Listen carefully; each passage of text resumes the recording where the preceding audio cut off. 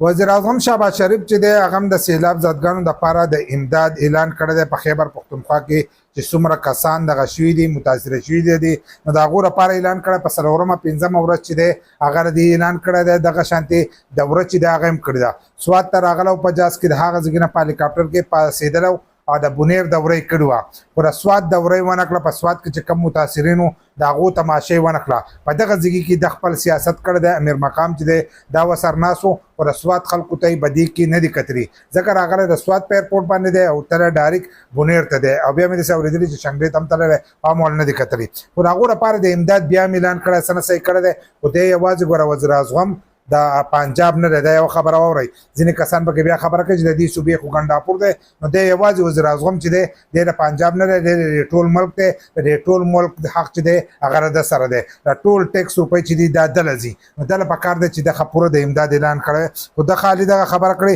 دی د وفاقي کابینه چې دی د یوې میاشتې تنخواه چې ده دا به موږ دې خلکو له ورکوو چې کم کسان د دې نه دغه شوي دي نو